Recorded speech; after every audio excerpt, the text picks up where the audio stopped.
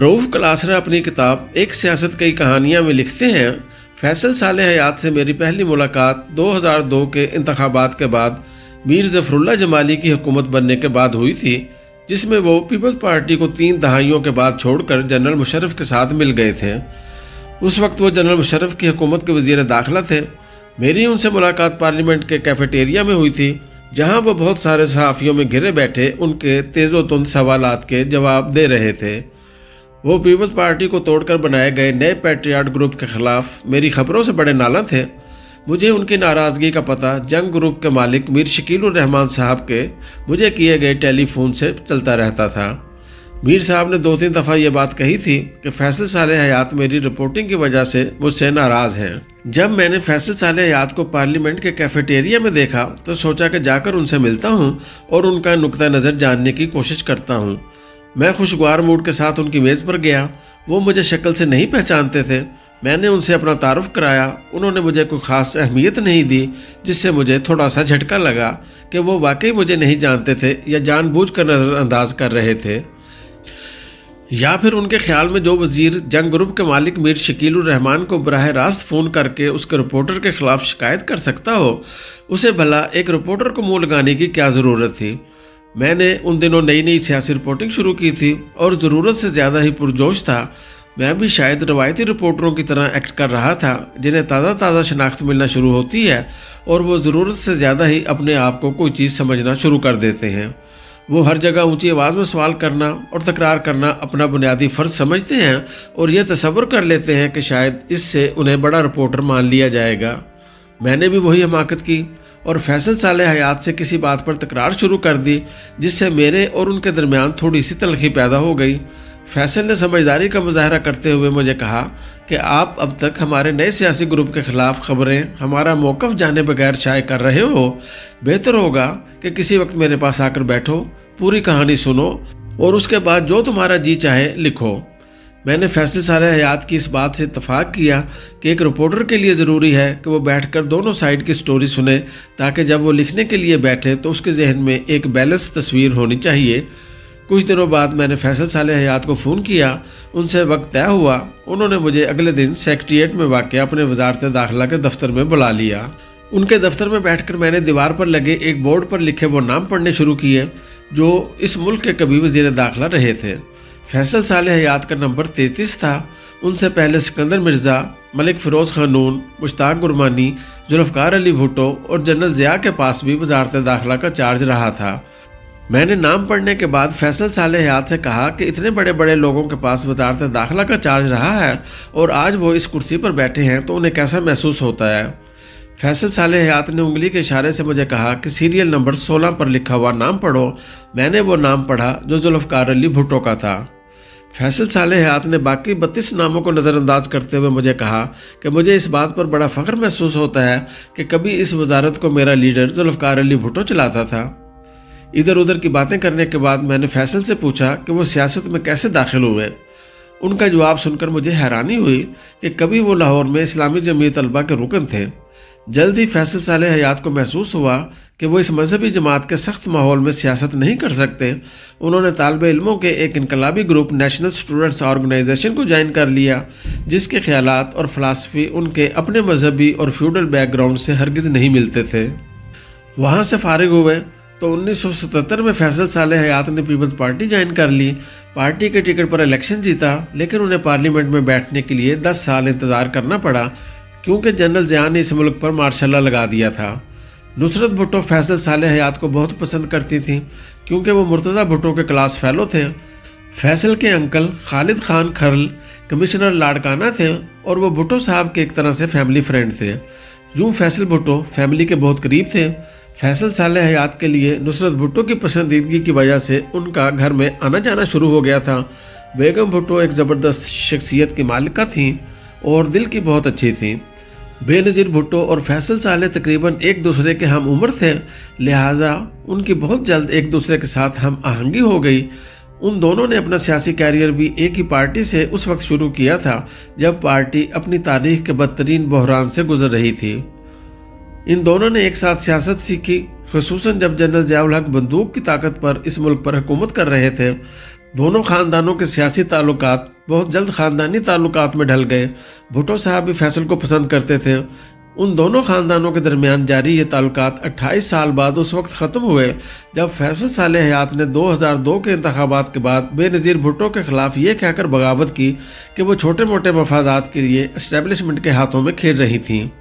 फैसल के ख्याल में उनके और बीबी के दरमियान जो चीज़ मुश्तरका थी वो जनरल ज़िया के ख़िलाफ़ जद्दोजहद और जमहूरियत की बहाली थी। एक बात मैंने महसूस की कि बेनज़ीर भुट्टो को छोड़ने के बाद भी फैसल के दिल में अभी भी उनके लिए बेपनाह एहतराम मौजूद था। उनके ख्याल में बेनज़ीर भुट्टो एक शानदार इंसान और जंगजू थीं, एक ऐसी खातून जो बेपनाह खूबियों की मालिका थीं। ताहम फैसल के ख्याल में बेनज़ीर भुट्टो की सियासत को समझने के लिए ज़रूरी था कि हम 1988 से पहले की बेनज़ीर भुट्टो और इसके बाद की बेनज़ीर को एक दूसरे से अलहदा करके देखें, जिससे ये समझने में मदद मिलेगी कि कैसे एक बहादुर बेनज़ीर भुट्टो में इतनी जहनी तब्दीलियाँ आ गई थीं कि वो एक दिन एस्टेब्लिशमेंट के आगे झुक गईं। बेनज़ीर भुट्टो ये बात भूल गई थीं कि लोग पीपल्स पार्टी से इसलिए प्यार करते थे कि ये एंटी एस्टेब्लिशमेंट पार्टी थी। ये एक ऐसी पार्टी थी जो अपनी अप्रोच में लिबरल, सेकुलर और मॉडर्न थी और पाकिस्तान के लिए एक जदीद जमहूरी माशरे की ख्वाहां थी। इन असूलों के ख्वाब हासिल करने के रोमांस में पीपल्स पार्टी के वर्कर्स ने एस्टेब्लिशमेंट के हाथों बेपनाह अजियतें बर्दाश्त की, लेकिन एस्टेब्लिशमेंट ने बेनज़ीर भुट्टो पर इतना प्रेशर डाला कि वो उनके साथ कंप्रोमाइज़ करने पर तैयार हो गई और यूँ उन लोगों की आंखों में ख्वाब मुरझा गए जिन्होंने इनकी तकमील के लिए एक लंबी जंग लड़ी थी। फैसल ने कहा कि वो ये बात मानते हैं कि सियासत में कंप्रोमाइज़ करना पड़ते हैं, लेकिन एक अच्छे सियासतदान को एक सियासी कंप्रोमाइज़ और अंधाधुंध कंप्रोमाइज़ में एक लकीर खींचनी पड़ती है। हम सियासत में सारी उम्र हमेशा इन दोनों कंप्रोमाइज़ के दरमियान बैलेंस करते रहते हैं। लीडर्स को कभी अपने बुनियादी असूलों और पॉलिसियों पर कंप्रोमाइज़ नहीं करना चाहिए। फैसल के बकौल पीपल्स पार्टी को 1988 में हुकूमत नहीं बनानी चाहिए थी और ये बहुत बड़ी गलती थी, क्योंकि पीपल्स पार्टी ने पहली दफ़ा इस्टेब्लिशमेंट के साथ बहुत बड़ा कंप्रोमाइज़ किया था। जमहूरियत के लिए इतने बरस कुर्बानी देने के बाद इस्टेब्लिशमेंट के साथ इतना अंधाधुंध कंप्रोमाइज़ पार्टी को नहीं करना चाहिए था। इतने बड़े कंप्रोमाइज़ के बदले में पीपल्स पार्टी को कुछ भी नहीं मिला। उस वक्त की इंतज़ामिया ने पीपल्स पार्टी को फ्री हैंड नहीं दिया था कि वो अपनी मर्ज़ी से हुकूमत चला सकती। पीपल्स पार्टी हुकूमत हर वक्त ये बात साबित करने में लगी रही कि वो एंटी एस्टेब्लिशमेंट पार्टी नहीं है और इसी चक्कर में वो अपने ख्वाब, विजन और कमिटमेंट खो बैठी। फैसल ने मुझसे पूछा कि आप मुझे बताएं कि अगर पार्टी की आदत खुद ही इस तरह के कंप्रोमाइज़ करके एक मिसाल कायम करेगी तो फिर आप इस पार्टी वर्करों से क्या तवक्को करते हैं कि वो असूलों की सियासत करेंगे। फैसल के बकौल भुट्टोइज़्म और पार्टी की नज़रियाती बुनियादें उसी दिन ही दफन हो गई थीं जिस दिन 1988 में बेनज़ीर भुट्टो ने एस्टेब्लिशमेंट के साथ कंप्रोमाइज़ किया था।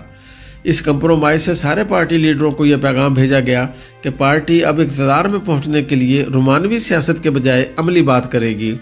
अगरचे तमाम सियासतदानों का आखिरी मकसद इक़्तिदार में पहुंचना होता है, लेकिन यह मकसद अगर सियासी अमल से हासिल किया जाए तो बेहतर है, ना कि अपनी पार्टी की फ़िलासफ़ी को ख़त्म करके, जैसा कि बेनज़ीर भुट्टो और उनकी पार्टी ने किया था। जिस दिन बेनज़ीर भुट्टो ने यह कंप्रोमाइज़ किया उसी दिन ही पीपल्स पार्टी का इमेज एक प्रोग्रेसिव और लोगों की जमात के तौर पर ख़त्म हो गया था। 1977 से लेकर 88 तक पीपल्स पार्टी ने एंटी एस्टेब्लिशमेंट सियासत की, लेकिन रातों रात इस पार्टी ने इतना बड़ा यू टर्न लिया कि लोग हैरान होकर रह गए। जब आपने एक दफ़ा कंप्रोमाइज़ कर लिया तो फिर इसके बाद एक के बाद दूसरा, दूसरे के बाद तीसरा और फिर चल सो चल। फैसल ने दावा किया कि वो उन चंद सियासी वर्करों में से एक थे जो बेनज़ीर भुट्टो को 1986 में पाकिस्तान वापस लाए थे। उन्हें इस बात का अच्छी तरह पता था कि पीपल्स पार्टी ने 1988 में किसी को मजबूर करके इलेक्शन नहीं कराए थे। फैसल के ख्याल में बेनज़ीर भुट्टो ने नवाबजादा नसरुल्लाह खान के मुकाबले में गुलाम इसाक़ खां की मदद करके दरअसल MRD की तहरीक को धोखा दिया था, जिसने जनरल ज़िया के मार्शल के ख़िलाफ़ बड़ी जद्दोजहद की थी। वो लोग जो एस्टेब्लिशमेंट के साथ इस तरह की अंधी डील के खिलाफ थे, उन्हें बेनज़ीर भुट्टो ने एक एक करके साइडलाइन कर दिया। बेनज़ीर भुट्टो के नज़दीक अब सियासी असूलों की कोई अहमियत नहीं रह गई थी, क्योंकि 1993 में उन्होंने उस गुलाम इसाक़ खां की मदद की थी जिसने 1990 में उनकी हुकूमत को करप्शन चार्जेस पर डिसमिस किया और उनकी पार्टी के लीडरों पर मुकदमात बनाए थे। बेनज़ीर भुट्टो गुलाम इसाक़ खां के हाथों में खेल रही थीं, जो नवाज शरीफ को घर भेजना चाहते थे। फैसल ने इस बात पर दुख का इजहार किया कि एक एंटी एस्टेब्लिशमेंट पार्टी आखिर में महल्लाती साजिशों का हिस्सा बनकर रह गई। باتوں باتوں میں فیصل نے مجھے بتایا کہ بے نظیر بھٹو نے 1993 میں army chief general Waheed Kakar کے ساتھ بھی بہت بڑا کمپرومائز کیا تھا، تاہم وہ مجھے اس کمپرومائز کی تفصیلات بتانے کو تیار نہیں تھے۔ فیصل ایک کے بعد دوسری کہانی سناتے رہے۔ پارٹی نے ایک اور بہت بڑا غیر ضروری کمپرومائز اس وقت کیا جب پنجاب میں ایک چھوٹے سے سیاسی گروپ کو وزیر اعلیٰ بنا دیا گیا۔ جس گروپ کے لیڈر کو وزیر اعلیٰ بنایا گیا اس کے پاس صرف قومی اسمبلی میں 6 MNA تھے، ان میں سے 4 کابینہ کے ممبر تھے، جبکہ ان کے لیڈر حامد ناصر چٹھا بے نظیر بھٹو کے بعد اس ملک کے ڈپٹی پرائم منسٹر بنے ہوئے تھے۔ یہ بے نظیر بھٹو کی ایک اور بہت بڑی سیاسی غلطی تھی۔ اگرچہ بے نظیر بھٹو نے انہیں پنجاب میں ایک سینئر وزیر کے طور پر بھیجا، لیکن کچھ عرصے بعد فیصل نے اس وقت استعفیٰ دے دیا جب انہیں پتہ چلا کہ ان کی اپنی پارٹی کے لوگ ہی ان کی ٹانگیں کھینچ رہے تھے۔ اگرچہ فیصل صالح حیات کے بارے میں مجھے امین فہیم نے اپنے پروفائل انٹرویو میں یہ کہا تھا کہ وہ محض اقتدار کے بھوکے تھے، اس لیے انہوں نے جنرل مشرف کو جوائن کیا تھا۔ جب یہی بات میں نے فیصل صالح حیات سے پوچھی تو وہ بولے کہ جناب اگر ایسی بات ہوتی تو وہ پھر کبھی بھی 1993 میں پنجاب میں سینئر وزیر کی پوزیشن سے استعفیٰ نہ دیتے۔ فیصل مجھے بتانے لگے کہ 1988 سے لے کر اب تک پیپلز پارٹی کی تحریک ڈیل اور کمپرومائزز سے بھری ہوئی ہے تاکہ ہر قیمت پر اقتدار میں پہنچا جائے۔ فیصل نے اپنے اوپر بھی تنقید کی کیونکہ وہ بھی اسٹیبلشمنٹ کے ساتھ کیے گئے کمپرومائز اور ڈیل کا حصہ تھے۔ فیصل کے خیال میں وہ تمام کمپرومائز محض کچھ عرصے کے لیے مفادات حاصل کرنے کے لیے کیے گئے تھے۔ اب پیٹریاٹ کے نام سے بنائے گئے نئے گروپ پر یہ الزام لگایا جا رہا تھا کہ وہ اسٹیبلشمنٹ کے ساتھ مل گئے تھے، لیکن ان ڈیلز اور کمپرومائز کے بارے میں کیا خیال ہے جو بے نظیر بھٹو ماضی میں اسٹیبلشمنٹ کے ساتھ کرتی آئی تھیں؟ فیصل حیران ہو رہے تھے کہ ایک طرف بے نظیر بھٹو پیپلز پارٹی کو دنیا کے سامنے اس طرح پیش کر رہی تھیں جیسے یہ ایک لبرل اور سیکولر پارٹی تھی، اور دوسری طرف وہ مولانا فضل الرحمان جیسے لوگوں سے سیاسی الائنس کر کے انہیں اپنے دوسرے دور اقتدار میں قومی اسمبلی کی قائمہ کمیٹی برائے وزارت خارجہ کا چیئرمین بھی بنا رہی تھیں۔ فیصل نے بڑے تنزیہ انداز میں مجھ سے پوچھا کہ اب آپ ذرا پیپلز پارٹی سے پوچھیں کہ پارٹی کا لبرل اور پروگریسو نعرہ اس وقت کہاں گیا جب مولانا کے ساتھ سیاسی اتحاد کیا جا رہا تھا۔ فیصل نے کہا کہ یہ پیپلز پارٹی ہی تھی جس نے افغانستان میں طالبان پیدا کیے تھے۔ وزیر داخلہ نصیر اللہ بابر نے ان طالبان کی پرورش کی اور انہیں پیسے دیے۔ فیصل نے ایک دفعہ پھر تلخ لہجے میں پوچھا کہ جناب جب یہ طالبان پیدا کیے جا رہے تھے اس وقت پارٹی کا پرانا لبرلزم اور سیکولرزم کا نعرہ کہاں گیا تھا؟ ہمیں اس بات کا اعتراف کرنا چاہیے کہ طالبان پیپلز پارٹی نے پیدا کیے تھے۔ بے نظیر بھٹو اپنے آپ کو مغربی دنیا کے سامنے ایک لبرل اور ماڈریٹ لیڈر پیش کرتی تھیں، جبکہ پاکستان میں وہ مذہبی جماعتوں کے ساتھ مل کر حکومت بنا رہی تھیں۔ میں نے بات کا رخ موڑا اور فیصل سے پوچھا کہ پیپلز پارٹی کی قیادت پر لگنے والے کرپشن کے الزامات میں کیا حقیقت ہے۔ فیصل نے کہا کہ اس میں کوئی حیرانی کی بات نہیں، کیونکہ ان تمام کرپشن کی کہانیوں میں ہر جگہ زرداری فیکٹر موجود تھا۔ سب کو علم تھا کہ ان دنوں پرائم منسٹر آفس میں کیا ہو رہا تھا۔ محترمہ کو چاہیے تھا کہ وہ آصف زرداری کے خلاف ان کرپشن الزامات کو سنجیدگی سے لیتیں۔ یہ بھی ممکن تھا کہ کرپشن کی وہ کہانیاں جھوٹی نکلتیں، لیکن یہ وزیر اعظم کا کام تھا کہ وہ ان رپورٹس پر ایکشن لیتیں۔ میں نے فیصل سے پوچھا کہ کیا نواز شریف اور بے نظیر بھٹو کی لڑائی نے اس ملک کو ناقابل تلافی نقصان نہیں پہنچایا؟ تو وہ بولے کہ دونوں لیڈر بڑے سیانے تھے اور کئی موقع پر انہوں نے ایک دوسرے کے مفادات کا تحفظ کرنے کے لیے کئی خفیہ کام بھی کیے تھے۔ اپنی بات میں وزن پیدا کرنے کے لیے انہوں نے کہا کہ بے نظیر بھٹو کی دوسری حکومت میں شہباز شریف پیپلز پارٹی کی حکومت سے باقاعدہ ایک ڈیل کرنے کے بعد ملک سے باہر گئے تھے۔ اسی طرح مارچ 1999 میں بے نظیر کے خلاف عدالتی فیصلہ آنے سے پہلے ہی نواز شریف حکومت نے باقاعدہ ایک ڈیل کے تحت محترمہ کو ملک سے باہر جانے دیا۔ فیصل نے بتایا کہ اگر محترمہ کو جمہوریت سے اتنی محبت تھی تو پھر 12 اکتوبر 1999 کو جب جنرل مشرف نے اقتدار اپنے قبضے میں لیا انہوں نے اس کا کیوں خیر مقدم کیا تھا؟ تمام لوگوں نے محترمہ کو ایک سیاسی حکومت کے خاتمے پر ایک جنرل کو خوش آمدید کہتے خود اپنی آنکھوں سے دیکھا تھا۔ فیصل نے کہا کہ باقی باتیں چھوڑیں، انہیں تو اس بات کا بھی پتہ ہے کہ محترمہ 12 اکتوبر 1999 سے پہلے ہی جنرل مشرف کے ساتھ ڈیل کرنا چاہ رہی تھیں۔ یہ تو جنرل مشرف تھے جنہوں نے بے نظیر کے ساتھ ڈیل کرنے سے انکار کر دیا تھا۔ فیصل نے کہا کہ اگر وہ نیب کے مقدمات کا سامنا کر سکتے تھے تو بے نظیر بھٹو کیوں نہیں؟ سپریم کورٹ آف پاکستان نے ہی ان کے بینک لون کیس میں ان کی ضمانت منظور کی تھی اور وہ وزیر ہوتے ہوئے بھی ابھی تک عدالت میں قانونی جنگ لڑ رہے تھے۔ فیصل نے الٹا مجھ سے پوچھا کہ آپ ہی مجھے بتائیں کہ بے نظیر بھٹو اس ملک میں رہ کر اپنے خلاف قائم کیے گئے مقدمات کا سامنا کیوں نہیں کر سکتی تھیں؟ فیصل نے کہا کہ کہ जनरल मुशर्रफ के 3 साला फौजी दौर में उन्होंने तकलीफ़ें और मुसीबतें देखी, मगर उन्होंने इसकी कोई शिकायत नहीं की क्योंकि उनकी अपनी पार्टी के साथ कमिटमेंट थी। वो ये समझते हैं कि किसी सियासी पार्टी ने तहरीक चलाकर जनरल मुशर्रफ से इंतखाबात नहीं करवाए थे। किसी सियासी पार्टी के पास कोई स्ट्रीट पावर नहीं थी। आप बाकी बातें छोड़ें, 9/11 के बाद अफ़गानिस्तान पर अमेरिका के हमले के बाद भी जमात इस्लामी चंद हज़ार से ज़्यादा लोग सड़कों पर नहीं ला सकी।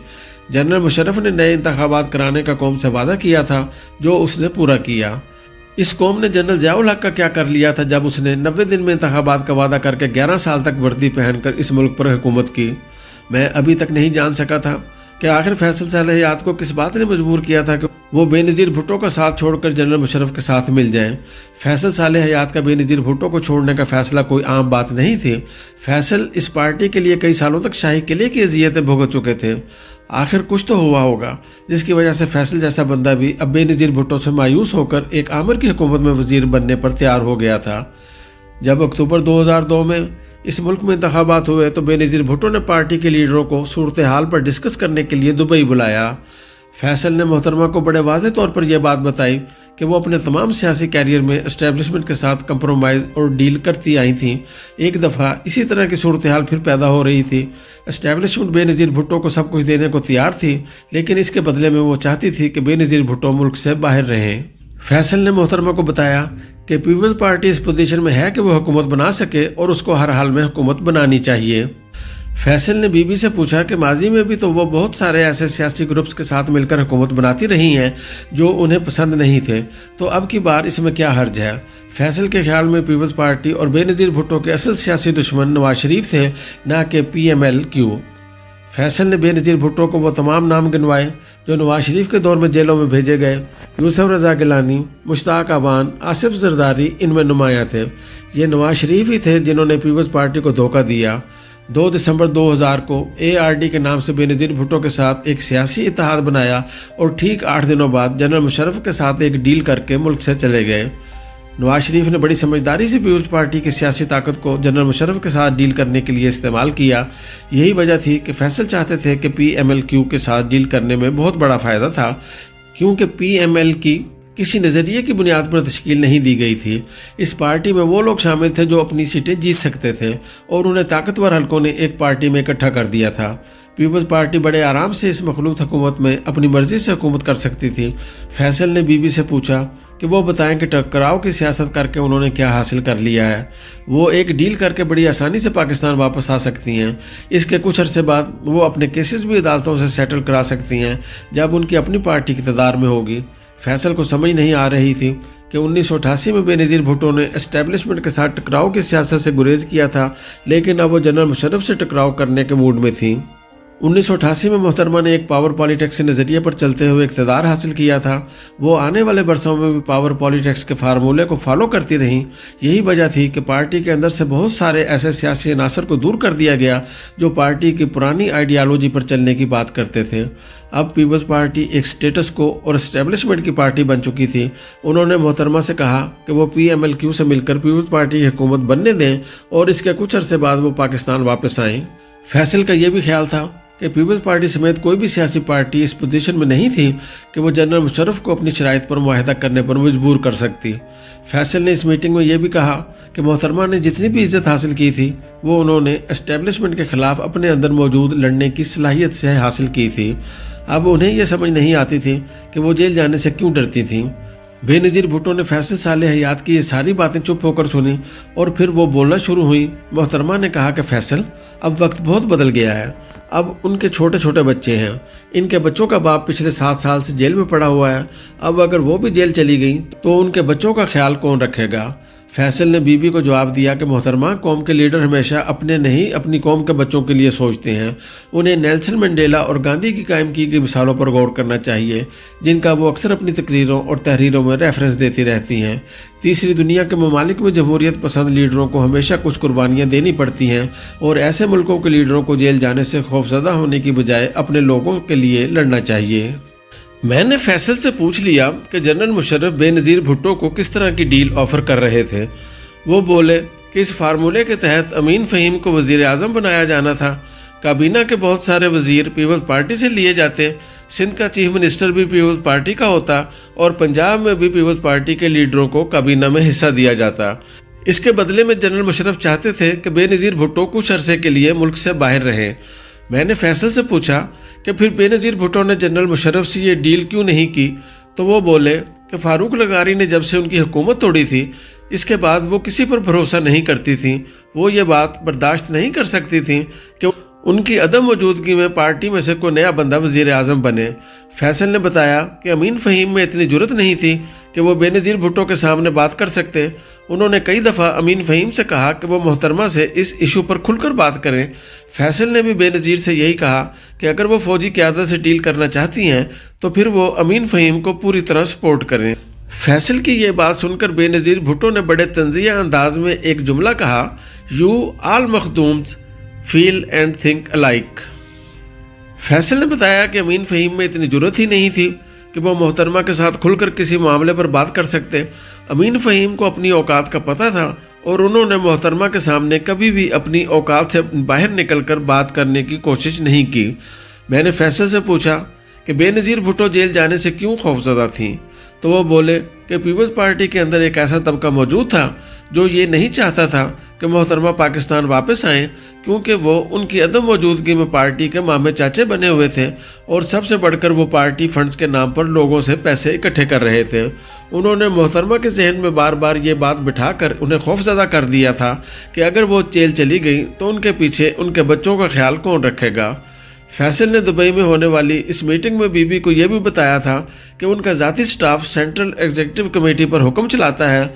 अगरचे फैसल ने नाम तो नहीं लिया, लेकिन उनका वाज़ेह इशारा नाहिद खां की तरफ था। अक्टूबर 2002 के इलेक्शन के बाद पीपल्स पार्टी की सेंट्रल एग्जीक्यूटिव कमेटी के 2 इजलास हुए थे। इन इजलासों में पहली बार ये बात कही गई कि बेनज़ीर भुट्टो के ज़ाती स्टाफ ने उम्मीदवारों को पार्टी टिकट देते वक्त 15 करोड़ रुपए इकट्ठे कर लिए थे। ये 15 करोड़ रुपए पार्टी के इलेक्शन में इस्तेमाल करने के लिए गए थे, लेकिन बाद में ये सारी रकम बेनज़ीर भुट्टो के ज़ाती स्टाफ ने अपनी जेब में डाल ली। फैसल ने कहा कि मैंने बेनज़ीर भुट्टो को वाज़ेह तौर पर यह बात कही थी कि मैं आपकी क़यादत को तस्लीम करने को तैयार हूँ, लेकिन आपके ज़ाती स्टाफ की क़यादत को नहीं। फैसल ने बड़े वाज़ेह अंदाज में मोहतरमा को बताया था कि आप इन लोगों को पार्टी लीडरों पर हावी ना होने दें जिनका पार्टी के मामलात से कोई ताल्लुक़ नहीं, और सबसे बढ़कर ये कि जिनकी पार्टी के लिए कोई खिदमात नहीं। बेनज़ीर भुट्टो के ज़ाती स्टाफ से सब लोग नफ़रत करते थे क्योंकि उन्होंने पार्टी को यरगमाल बना लिया था। मैंने फैसल से कहा कि उन्होंने अभी तक मुझे नहीं बताया कि वो पार्टी क्यों छोड़ी जिसके लिए वो शाही किला की दीवारों से सर टकराते रहे थे। फैसल ने एक नई कहानी सुनाई। पीपल्स पार्टी में एक वक्त 2 काम चल रहे थे। एक तरफ पार्टी असूलों की बात कर रही थी और मीडिया और आवाम को यह तासर दिया जा रहा था कि इस पार्टी से बड़ा और कोई शख्स असूल पसंद नहीं था, जबकि दूसरी तरफ अमीन फ़हीम को बेनज़ीर ने यह टास्क दिया हुआ था कि वो जनरल मुशर्रफ से डील करें। मौलवियों पर मुश्तमिल मुत्तहिदा मजलिस अमर के लीडरों से भी बातचीत जारी थी। फैसल ने कहा कि वो 5 दफ़ा MNA का इलेक्शन जीत कर आए थे। उनकी वफादारी और कमिटमेंट का सबको इल्म था, लेकिन जब जूनियर लोगों को उनका बास बनाया गया जिन्हें पार्टी अफेयर्स के बारे में कुछ पता नहीं था, तो उनके दिल में पहली दफ़ा दरार पड़ना शुरू हो गई थी। उनके दिल में बड़ी दरार उस वक्त पड़ी जब अमीन फ़हीम को बेनज़ीर भुट्टो ने यह पैगाम भेजा कि उन्होंने जनरल मुशर्रफ के ख़िलाफ़ एक सख्त लाइन लेने का फ़ैसला किया है। जब पार्टी के ग्रुप ने उनसे ये बात मनवाई कि जनरल मुशर्रफ पीपल्स पार्टी के बगैर इस्लामाबाद में नई सियासी हुकूमत नहीं कायम कर सकते, तो फैसल सालेह हयात ने फ़ौरन ये भांप लिया कि अब इस मुल्क का सियासी निज़ाम डूबने वाला है। वो फौरी तौर पर अपने चंद दोस्तों से मिले और उन्होंने पार्टी को छोड़ने का फ़ैसला किया। फैसल और उनके दोस्त इस वजह से दोबारा घर नहीं जाना चाहते थे क्योंकि पीपल्स पार्टी में मौजूद कुछ लोग उन्हें अपने मफादात के लिए इस्तेमाल करना चाहते थे। फैसल और उनके साथियों ने डेमोक्रेसी को बचाने के नाम पर एक लूली लंगड़ी जमहूरियत को एक मुकम्मल आमरीत पर तरजीह देते हुए अपना एक ग्रुप बनाने का फ़ैसला किया। मैंने फैसल से कहा कि सीक्रेट एजेंसियों ने पीपल्स पार्टी को तोड़ने में अहम किरदार अदा किया था। फैसल ने बड़ी सख्ती से मेरी इस बात की तरदीद की कि उन पर प्रेशर डालकर उनकी सियासी वफादारियां तब्दील कराई गई थीं। उनके बारे में सबको इल्म था कि वो ऐसे सियासतदान नहीं थे जिन पर दबाव डालकर अपनी मर्जी का कोई काम कराया जा सकता था। वो माजी में कई दफ़ा फौजी आमरों के खिलाफ लड़ते हुए जेल जा चुके थे। वो तमाम लोग जिन्होंने पीपल्स पार्टी छोड़ी थी, उनके किरदार और कमिटमेंट के बारे में सब लोगों को अच्छी तरह इल्म था। فیصل تو یہاں تک بھی کہہ گئے کہ جنرل مشرف کے ساتھ پیپلز پارٹی کے سارے لیڈر ڈیل کرنے کے لیے پرتوڑ رہے تھے، لیکن ہم نے ڈیل اس لیے کی کہ ہم ایک کمزور سیاسی نظام کو چلتا دیکھنا چاہتے تھے۔ میں نے فیصل سے پوچھا کہ ان کی جنرل مشرف سے پہلی ملاقات کب ہوئی تھی، تو وہ بولے کہ جب انہوں نے میرٹ ہوٹل میں اپنا ایک نیا سیاسی گروپ بنانے کا اعلان کیا تو وہ جنرل مشرف سے ملنے کے لیے گئے اور انہیں اپنی حمایت کا یقین دلایا۔ فیصل نے اس بات کو تسلیم کیا کہ وہ ایک باوردی صدر کے حق میں نہیں تھے، لیکن اس وقت ملک کی صورتحال کچھ ایسی تھی کہ اس وقت ایک باوردی صدر کا ہونا ضروری تھا۔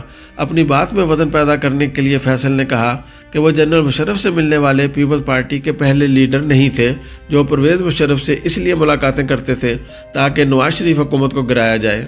پیپلز پارٹی کے لیڈر جنرل وحید کاکڑ اور جنرل آصف نواز سے بھی ملتے تھے تاکہ نواز شریف حکومت ختم کرائی جا سکے۔ پیپلز پارٹی کے یہ لیڈران تو جنرل جہانگیر کرامت سے بھی ملنے کے لیے آرمی ہاؤس جاتے تھے۔ فیصل نے بتایا کہ پیپلز پارٹی اب منافقوں کی ایک جماعت بن چکی تھی۔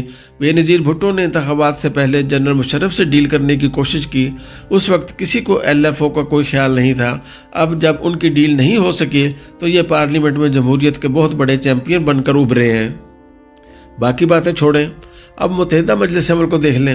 اس کے وزیر اعلیٰ نے LFO کے تحت حلف اٹھایا ہوا ہے۔ صوبوں میں تو PMLQ کے ساتھ اقتدار شیئر کیا ہوا ہے اور وہاں انہیں LFO پر کوئی اعتراض نہیں ہے، جبکہ اسلام آباد کی اسمبلی میں انہوں نے آسمان سر پر اٹھایا ہوا ہے۔ فیصل نے کہا کہ اگر محترمہ ایک اصولی لیڈر تھیں تو پھر انہوں نے PPP کے آگے ایک اور P کیوں لگایا اور یوں اپنی پارٹی کو انتخابات سے پہلے الیکشن کمیشن میں اس کا نام بدل کر اسے رجسٹر کرایا۔ فیصل نے جب یہی بات بے نظیر بھٹو سے پوچھی تو محترمہ نے انہیں جواب دیا تھا کہ یہ ایک حکمت عملی کے تحت کیا گیا ہے۔ فیصل نے مجھ سے پوچھا کہ آپ مجھے بتائیں کہ اب اس حکمت عملی کا مظاہرہ کیوں نہیں کیا جا رہا تھا؟ اگر بی 1985 کے انتخابات کا بائیکاٹ اس وجہ سے کر سکتی تھی کہ ایک آمر کے تحت ہونے والے انتخابات انہیں قبول نہیں تھے، تو پھر 2002 میں ہونے والے انتخابات میں اسی وجہ سے بائیکاٹ کیوں نہیں کیا گیا؟ اس کا مطلب یہ تھا کہ بے نظیر بھٹو ابھی بھی کمپرومائز کر رہی تھیں اور آنے والے دنوں میں بھی وہ کمپرومائز کریں گی۔ باقی باتیں چھوڑیں، بے نظیر بھٹو نے تو اپنی پارٹی کو لوکل باڈی الیکشن لڑنے کی اجازت بھی دی اور اب وہ اس سسٹم کے خلاف باتیں بھی کر رہی ہیں۔ فیصل کے بقول ہم لوگوں سے یہ جھوٹ بولتے رہے تھے کہ بے نظیر بھٹو 2002 کے الیکشن سے پہلے پاکستان واپس آئیں گی۔ ہم سب کو پتا تھا کہ محترمہ نے واپس نہیں آنا تھا۔ ہم پھر بھی تمام لوگوں کے سامنے جھوٹ بولتے رہے اور آخر میں جب وہ نہیں آئیں تو ہم عوام اور میڈیا کے سامنے بیوقوف بن کر رہ گئے۔ فیصل نے کہا کہ بے نظیر بھٹو کو یہ سمجھنے کی ضرورت تھی کہ اب پارٹی کو ای میل کے ذریعے نہیں چلایا جا سکتا تھا، ان کا پاکستان میں ہونا ضروری تھا۔ میں نے فیصل کو بتایا کہ یہ سننے میں آتا ہے کہ پیپلز پارٹی کی سینٹرل ایگزیکٹو کمیٹی بے نظیر بھٹو کو پاکستان آنے سے منع کرتی تھی، اس وجہ سے وہ پاکستان نہیں آ رہی تھی۔ فیصل مسکرائے اور بولے کہ سب اچھی طرح جانتے ہیں کہ بے نظیر بھٹو کے سامنے سینٹرل ایگزیکٹو کمیٹی کی کیا اوقات تھی۔ میں نے فیصل کو ٹوکا اور کہا کہ عام لوگوں میں یہ بھی تاثر ہے کہ شاید پیپلز پارٹی کے اندر جو پیٹریاٹ گروپ بنایا گیا تھا اس میں بے نظیر بھٹو کی مرضی شامل تھی۔ فیصل نے کہا یہ سب جھوٹ ہے، لیکن وہ اس بات پر ابھی بھی قائم تھے کہ یہ گروپ بے نظیر بھٹو کی واپسی کی راہ ہموار کرے گا، لیکن مسئلہ یہ تھا کہ بے نظیر واپس آنے کو تیار نہیں تھی۔ میں نے فیصل سے پوچھا کہ اب جب وہ اس ملک کے وزیر داخلہ ہیں، اگر بے نظیر بھٹو واپس آئیں تو کیا وہ انہیں جیل میں ڈالیں گے؟ فیصل نے اس کا بڑا ڈپلومیٹک جواب دیا اور کہا کہ بے نظیر بھٹو کے خلاف مقدمات نیب نے قائم کیے ہیں اور اس کا ان کی وزارت سے کوئی تعلق نہیں ہے۔ یہ تمام کیسز بے نظیر کے خلاف سیف الرحمان نے نواز شریف کے دوسرے دور اقتدار میں فائل کیے تھے اور آج تک مسلم لیگ نواز کے کسی بھی لیڈر نے پیپلز پارٹی یا بے نظیر بھٹو سے معافی نہیں مانگی تھی۔ میں نے فیصل سے کہا کہ اب جب کہ وہ جنرل مشرف کے اقتدار کا حصہ ہیں تو آصف زرداری کو رہا کیوں نہیں کراتے، جو ان کے بقول سیف الرحمان کے بنائے ہوئے جھوٹے مقدمات کی وجہ سے جیل میں پڑے ہوئے تھے۔ ایک مجبور فیصل نے ایک دفعہ پھر مجھے روایتی اور ڈپلومیٹک سا جواب دیا کہ وہ اپنی حکومت سے مطالبہ کرتے ہیں کہ آصف زرداری کا انصاف پر مبنی ٹرائل کیا جائے۔ ایک وزیر داخلہ ہونے کے ناطے وہ زرداری صاحب کو جیل میں جتنی سہولتیں فراہم کر سکتے تھے انہوں نے اپنے اس پرانے دوست کو پہلے ہی فراہم کر دی تھیں۔ وہ بار بار یہ کہتے تھے کہ آصف زرداری کا فیئر ٹرائل ہونا چاہیے۔ فیصل نے اس بات کو تسلیم کیا کہ انہوں نے کمپرومائز کرنے کے بعد ہی پیپلز پارٹی کو چھوڑا تھا۔ وہ کمپرومائز کرنے والے کوئی پہلے اور آخری لیڈر نہیں تھے، پوری کی پوری پیپلز پارٹی کمپرومائز کرتی رہی تھی۔ فیصل نے کہا کہ اگر ہم ماضی میں 100 دفعہ کمپرومائز کر چکے ہیں تو ایک اور کمپرومائز کرنے میں کیا حرج تھا۔ اپنی بات میں وزن پیدا کرنے کے لیے فیصل نے کہا کہ اسٹیبلشمنٹ کے ساتھ پارٹی کے لیڈروں کو کمپرومائز کرنا بے نظیر بھٹو نے سکھایا تھا۔ فیصل کی یہ مایوس کر دینے والی بات سن کر میں نے کہا کہ اس کا مطلب یہ ہوا کہ پاکستان میں سیاسی اخلاقیات بالکل ختم ہو کر رہ گئی تھیں۔ فیصل نے بغیر ہیل و حجت کے مجھے کہا کہ ہاں، یہ بات درست ہے کہ پاکستان میں سیاسی اخلاقیات کی موت واقع ہو رہی تھی۔ فیصل نے کہا کہ ہم سیاسی اخلاقیات کی کیا بات کریں جب ماضی میں ایک دوسرے کے دشمن Peoples Party, P M L Nawaz اور پیٹریاٹ ایک ہی الائنس میں اکٹھے بیٹھے تھے۔ میں نے فیصل صالح حیات کے دفتر سے نکلنے سے پہلے ان سے ایک آخری سوال پوچھا کہ کیا وہ اس پارٹی میں کبھی دوبارہ شامل ہونا پسند کریں گے، جس کے لیے انہوں نے کئی برس شاہی قلعے میں گزارے اور اپنی جوانی کے 28 سال اس پارٹی کو دیے۔ تو جنرل مشرف کے اس خوبصورت اور پر اعتماد وزیر داخلہ نے مجھے جواب دیا کہ اب میں کبھی دوبارہ زندگی میں بے نظیر بھٹو کی پارٹی میں نہیں جاؤں گا۔ اب میری اپنی ایک پارٹی ہے اور اپنی ایک علیحدہ سیاسی فلسفی۔ اس انٹرویو کے کچھ عرصے بعد فیصل اور گجرات کے چودھریوں پرویز الہی اور چودھری شجاعت کے درمیان ٹھن گئی۔ چودھری پرویز الہی نے حسب عادت پنجاب میں ہر اس لیڈر کو تنگ کرنا شروع کر دیا جس کے بارے میں انہیں ذرا سا بھی شک تھا کہ وہ جنرل مشرف کے قریب تھا یا کل کلاں کو ان کے وزیر اعظم بننے کی بچپن کی خواہش کے آگے تھوڑی سی بھی مزاحمت کرنے کی صلاحیت رکھتا تھا۔ پیپلز پارٹی پیٹریاٹ کے ارکان سب سے زیادہ پرویز الہی کے نشانے پر آئے۔ ان کے علاوہ فاروق لغاری، راؤ سکندر اقبال، فیصل صالح حیات، ڈاکٹر شیر افغان خان نیازی، ہمایوں اختر، جہانگیر خان ترین اور دیگر ایسے لیڈران تھے جن پر ہر وقت وزیر اعلیٰ پرویز الہی کی نظر کرم ضرورت سے زیادہ رہتی۔ تاہم باقی لیڈروں کے برعکس فیصل صالح حیات ڈٹ کر چودھریوں کے مقابلے میں کھڑے تھے۔ وہ دوسروں کی نسبت ان چودھریوں کی کوئی خوشامد نہیں کرتے تھے۔ فیصل کا خیال یہ تھا کہ جب ان سب کو جنرل مشرف کے دربار سے ہی فیض ملنا تھا تو پھر درمیان میں اپنی قیمت چودھری پرویز الہی اور چودھری شجاعت حسین جیسے پاور بروکر سے کیوں لگوائی جائے؟ اگر خوشامد کرنی ہی ہے تو جنرل مشرف کی کیوں نہ کی جائے؟ چودھریوں کو فیصل کی اس عادت سے بڑی چڑ تھی۔ فیصل انہیں اس وجہ سے بھی ناپسند تھے کہ ان کے پاس وزارت داخلہ کا قلمدان تھا جو نواز شریف کے پچھلے 2 ادوار میں ہمیشہ چودھری شجاعت کے پاس رہتا تھا۔ شاید اسی وزارت کی بدولت چودھری شجاعت حسین کو منڈی بہاؤالدین، گجرات اور اس کے ارد گرد کے علاقوں سے ہزاروں کی تعداد میں لوگوں کو اسپین اور یورپ کے دیگر ملکوں میں سیٹل کرنے میں بڑی مدد ملتی تھی۔ یہی وجہ تھی کہ چودھری شجاعت کو فیصل کی موجودگی میں وزارت داخلہ کو استعمال کرنے کا وہ موقع نہیں مل رہا تھا جو ماضی میں میسر تھا۔ چودھری شجاعت کو فیصل کو نیچا دکھانے کا سب سے سنہرا موقع اس وقت ملا جب جنرل پرویز مشرف نے میر ظفر اللہ جمالی کو ہٹا کر چودھری شجاعت کو 40 دن کے لیے کنفرم وزیر اعظم بنایا تاکہ شوکت عزیز الیکشن جیت کر ان کی جگہ لے سکیں۔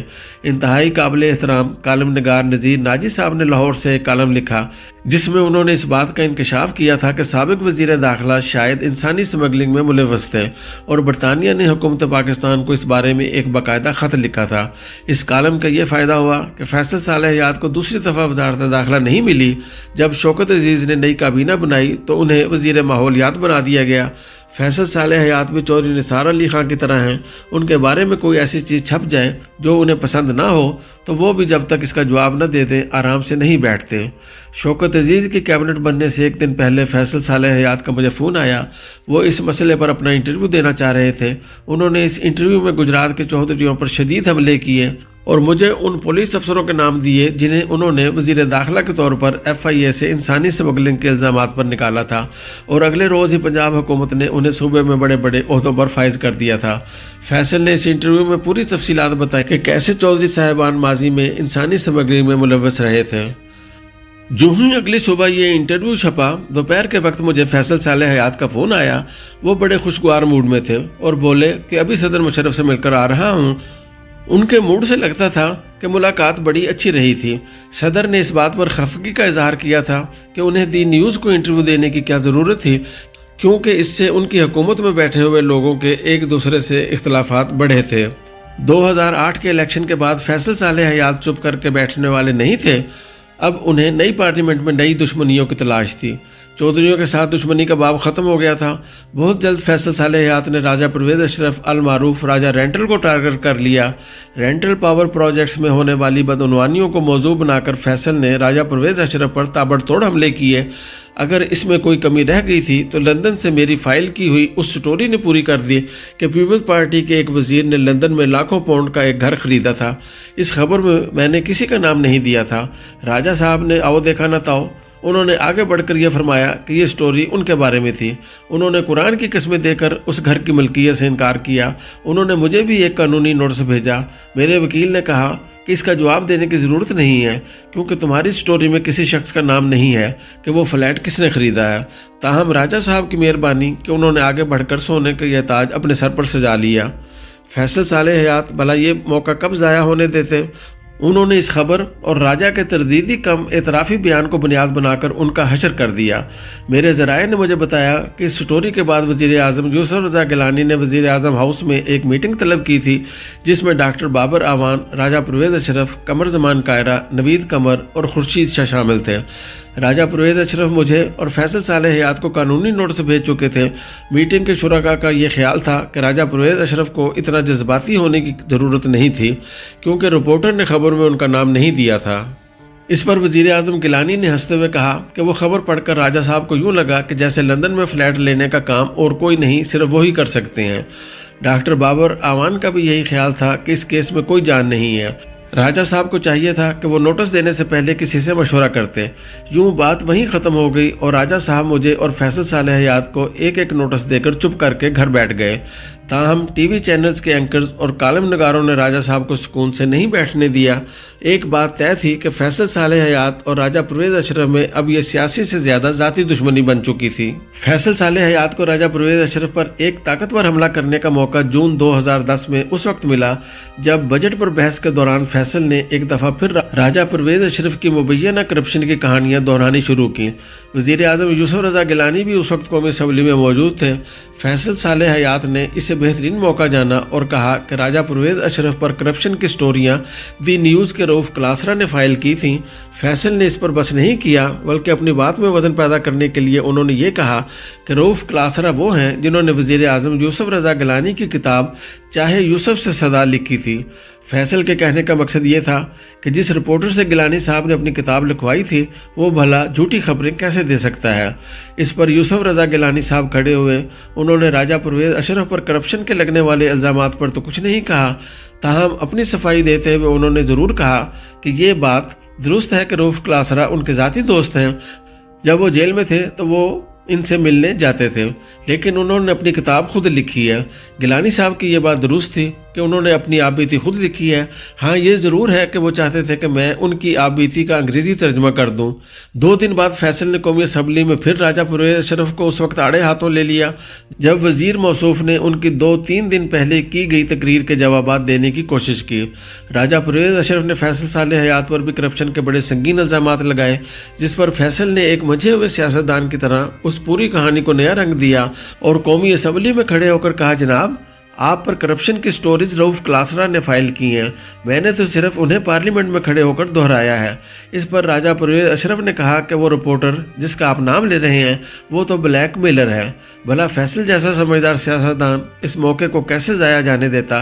वो मुस्कुराते हुए खड़े हुए और बोले कि जनाब ये बड़ी अजीब सी बात है कि जिस रिपोर्टर के बारे में आप कह रहे हैं कि वो ब्लैक मेलर है, उसके बारे में 2 दिन पहले ही आपके वज़ीर आज़म यूसुफ रज़ा गिलानी ने इस जगह खड़े होकर फरमाया था कि वो उनका ज़ाती दोस्त है। क्या इससे ये समझा जाए कि यूसुफ रज़ा गिलानी साहब अपने वज़ीरों के ख़िलाफ़ खुद ही खबरें लगवा रहे हैं। इसके बाद राजा साहब की हालत देखने वाली थी और फैसल सालेह हयात मुस्कुराते हुए कौमी असम्बली के हाल से बाहर निकल गए।